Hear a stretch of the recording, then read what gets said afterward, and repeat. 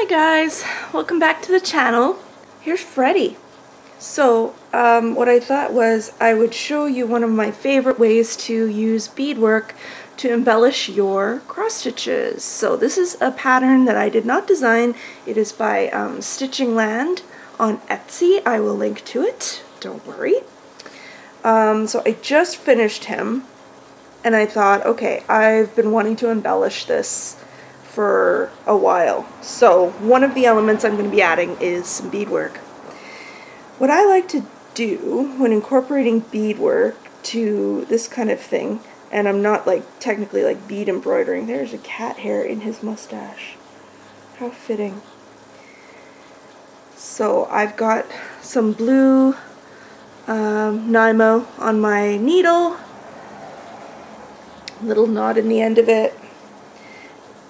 It's particularly easy to embellish your full coverage cross stitches because you have the back to kind of link your Nymo to.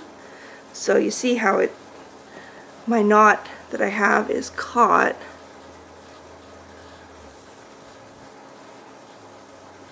right by my finger, my middle finger. It's there. It's hiding under some stitches. And I wanted to add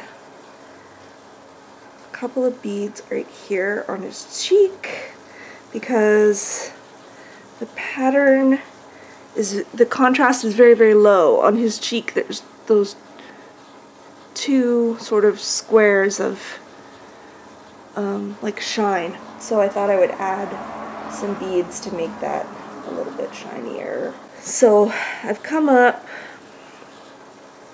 right here on his cheek and I'm going to go down on the other end of the stitch as though cross stitching. Doing beadwork like this, you're going to want a sharp needle, whether it be a beading needle or an applique needle. I use John James applique needles. They work great for doing bead embellishing on your embroidery, whether it be regular embroidery or cross stitch. Because it's got a sharp point, it will fit through your work nicely and a bead will pass over the eye. Because a tapestry needle for cross stitch is just not going to suffice. Will not work. Ah, look at that. 2 beads. Boop boop. This is a size 28 even weave linen, so a 14 count Aida will work as well if you prefer Aida cloth. These size 11 beads work great on